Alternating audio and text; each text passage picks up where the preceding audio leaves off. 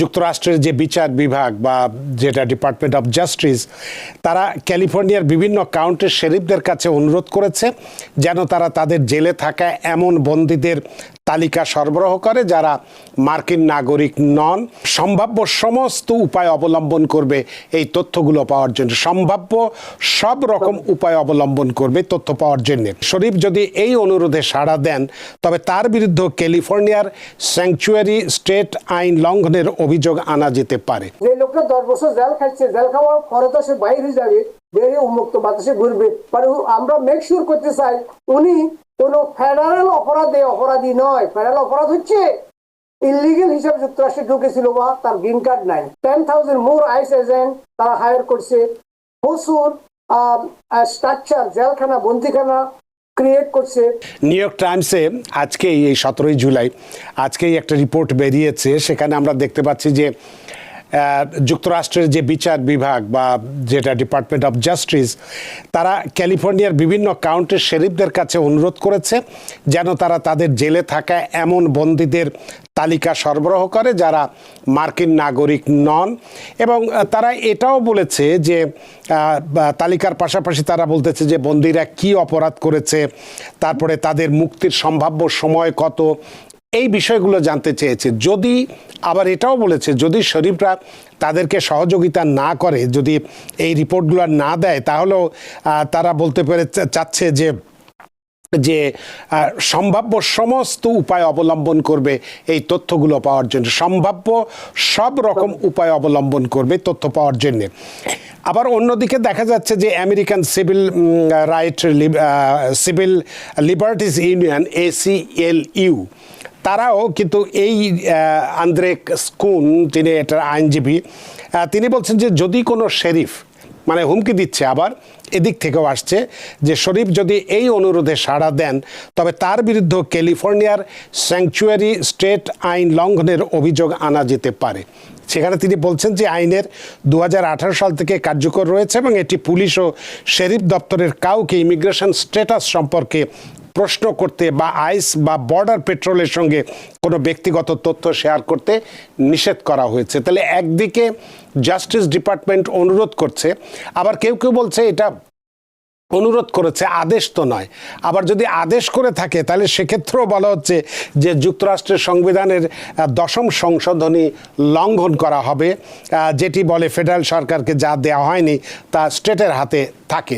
তো সে কারণে দুই দিক থেকে, অর্থাৎ শাকির করাতে আমাদের কাছে মনে হচ্ছে যে শেরিফরা এক্ষেত্রে একদিকে যেমন ফেডারেল জাস্টিস ডিপার্টমেন্টের চিঠি বা অনুরোধ, আবার ওদিকে যদি দেয় তাহলে ACLU দেখা যাচ্ছে যে মামলা করবে যে তারা স্যাংচুয়ারি স্টেটের যে অধিকার সেই লঙ্ঘন করছে ইত্যাদি ইত্যাদি। এই বিষয়টিকে আপনি কিভাবে দেখছেন বা কিভাবে এই বিষয়টাকে আপনি একজন আইন বিশেষজ্ঞ হিসেবে দেখবেন এবং মানুষকে কিভাবে সান্ত্বনা দেবেন? কারণ এখানে এটা বলছে আজকে ক্যালিফোর্নিয়া বা সান ফ্রান্সিসকো, কালকে যে নিউ ইয়র্কে হবে না এমনটি তো নয়। এই বিষয়টা কিন্তু অত্যন্ত একটা হাই র্যাঙ্কিং ডিসকাশন। যেমন এখানে কনফ্লিক্ট অফ ল, যেটা আপনি বললেন, state law, city law and federal law, একজন লোক কোনটা মানবে। আবার 10ম সংশোধনীর কথা বলেছেন যে স্টেটকে কিছু কিছু পাওয়ার দেওয়া হয়েছে, সেই পাওয়ার জন্য ফেডারেল গভর্নমেন্ট ইন্টারফেয়ার না করে।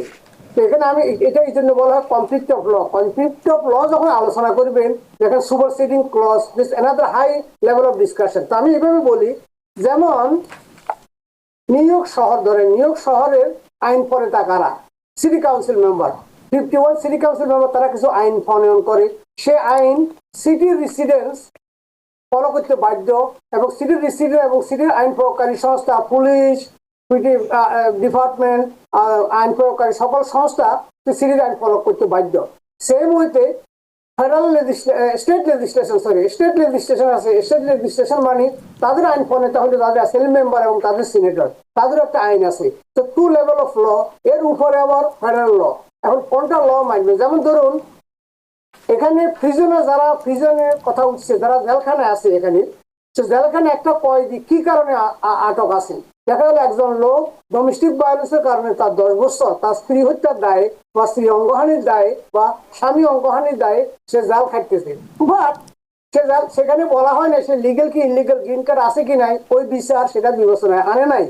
বাট এখন ফেডারেল গভর্নমেন্ট জানতে চায় যে লোকটা 10 বছর জেল খাচ্ছে, জেল খাওয়ার পরে তো সে বাইর হয়ে যাবে, বেরিয়ে উন্মুক্ত বাতাসে ঘুরবে। মানে আমরা মেক শিওর করতে চাই উনি কোনো ফেডারেল অপরাধী নয়। ফেডারেল অপরাধ হচ্ছে ইলিগেল হিসাবে যুক্তরাষ্ট্রে ঢুকেছিল বা তার গ্রিন কার্ড নাই।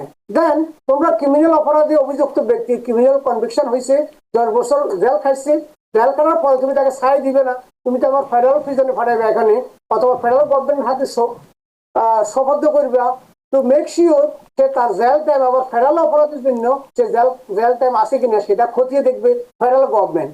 এই জন্যই তারা ডিরেক্টিভ অর্ডার দিয়েছে যে দয়া করে আপনি আপনার এখানে যে কয়েদি সংখ্যা আছে এই কয়েদিরা কি অপরাধে অভিযুক্ত। কারণ আইনে বলা হয়েছে নেচার অফ দি ক্রাইম, যদি ক্রাইমটা স্টেট লেভেলের ক্রাইম হয় স্টেট হ্যাভ জুরিসডিকশন, ক্রাইমটা যদি সিটি লেভেলের ক্রাইম হয় সেটা হবে সিটি হ্যাভ জুরিসডিকশন। আর যদি ক্রাইমটা ফেডারেল ল ভায়োলেশন হয়, যেমন ইমিগ্রেশন ল ভায়োলেশন, এটা সিটি ল ভায়োলেশন না, স্টেট ল ভায়োলেশন না, সুতরাং স্টেট সুপ্রিম কোর্ট বা সিটির কোর্ট সমূহ এই ব্যাপারে কোনো বিচারের এখতিয়ার রাখে না বা এখতিয়ার তার বিচার করার সুযোগ থাকে না। সেক্ষেত্রে একটা যেহেতু আমরা যুক্তরাষ্ট্রের অ্যাটর্নি জেনারেলের অফিস ডিরেক্টিভ অর্ডার দিতেই পারে বিভিন্ন কাউন্টি, বিভিন্ন স্টেট এবং সিটিকে যে দয়া করে আপনারা আপনাদের এখানে ঠিক আছে, আপনাদের এখানে যারা অপরাধী স্টেট অপরাধ এবং সিটি লেভেলে অপরাধ করছে তাদেরকে কনভিকশন দিয়ে আপনারা ছেড়ে দেন। বাট ছাড়ে দেওয়ার আগে আমার ফেডারেল গভর্নমেন্টের যে অপরাধ যিনি করছে সেটার বিচার হওয়ার জন্য আমাকে সৌবাধ্য করুন। এখন সেন্সুরি সিটির ল সমূহ আবার আছে, সেটা হচ্ছে যে ডিরেক্টিভ অর্ডার, যেমন ক্যালিফোর্নিয়াতে লস অ্যাঞ্জেলেসে মেয়র কতগুলো ডিরেক্টিভ অর্ডার দিচ্ছে, গভর্নর কতগুলো অর্ডার দিচ্ছে, তাদের সংশোধনী এবং সংবিধান এবং তাদের আইন অনুসারে যেন তাদের কর্মচারীরা চলে, সেক্ষেত্রে ওই আইনের ভায়োলেশন সে করবে কিনা, that's call conflict of law. এই কনফ্লিক্ট অফ ল বিবেচনার দায়িত্ব হচ্ছে আবার ফেডারেল কোর্ট। এই জন্য দেয়ার ইজ SCLU প্রচুর মামলা করছে যে কোন আইনের বেড়াজালে কাকে ঘায়েল করা যায়। So it is a huge discussion. এখন থেকে বাকি অ্যাটলিস্ট 1 বছর প্রচুর মামলা হবে, প্রচুর মামলা বিচারাধীন থাকবে এবং বিভিন্ন মামলায় জর্জরিত হবে আন্দোলন সংগ্রাম, জনগণের আন্দোলন ব্যর্থ যাবে না। And there will be drastic change in the immigration policy এবং আমাদের পলিটিক্যাল এনভায়রনমেন্ট অনেক চেঞ্জের সম্ভাবনা রয়েছে। এটা ডিপেন্ড করবে, কারণ আমরা এক সপ্তাহ আগে USA টুডে এবং CNN জরিপে very clear indication that president ট্রাম্পের জনপ্রিয়তা বর্তমানে শুধুমাত্র 30%, বাট জুন 2024 এটা ছিল 70%, না 69%. So there is a landslide change. The political environment, judiciary, they are working vigorously. Tons of money where federal government is spending $175 billion তারা allocate করছে Congress for the ICE. It's a huge money. এটা অনেকটা third world country কয়েকটা রাষ্ট্রের বাজেটের মতো এই টাকা। এর ফলে তাদের হিউজ ক্যাপাসিটি থাকবে। 10,000 মোর আইস এজেন্ট তারা হায়ার করছে, প্রচুর স্ট্রাকচার জেলখানা বন্দিখানা ক্রিয়েট করছে, প্রচুর জব সৃষ্টি করছে, প্রচুর এমপ্লয়মেন্টের সুযোগ করে দিয়েছে যারা বিজনেস ক্লাস তাদের জন্য। Lot of political talk going on. এখন দেখা যাবে জনগণ এটার জবাব দিবে, যুক্তরাষ্ট্রের ভোটাররা জবাব দেবে ইন দি কংগ্রেস। এটা কত অ্যারেস্ট হবে আর কম হবে, বা রাইট নাও আমরা আলোচনার জন্য আলোচনা করে যাই। না, আপনি জবাব দেওয়ার কথা বলছেন, আপনার এই জবাব দেওয়ার কথা শুনে আমার একটা গল্প মনে পড়ে গেল যে 2 রাখাল ওই পুকুরের মধ্যে ব্যাঙ সাঁতার কাটছে, 2 রাখাল ঢিল ছুটছে, ব্যাঙ ডুব দিচ্ছে, উঠছে ডুব দিচ্ছে, তাই না? তো 2 রাখাল তো খেলা করছে, মজা পাচ্ছে, কিন্তু ব্যাঙের তো জীবন যাচ্ছে ঢেলের টেলায়। তো সুতরাং এই জনগণ তো আছেই, কিন্তু এই মুহূর্তে যে আমাদের জীবন যাওয়ার অনেকেরই পরিস্থিতি তৈরি হয়েছে, সেক্ষেত্রে আমরা কিভাবে পরিত্রাণ পাবো সেটাই বড় কথা হয়ে দাঁড়িয়েছে। নিউ ইয়র্ক থেকে সম্প্রচারিত TVN 24 টেলিভিশন বিশ্বজুড়ে বাঙালির কণ্ঠস্বর।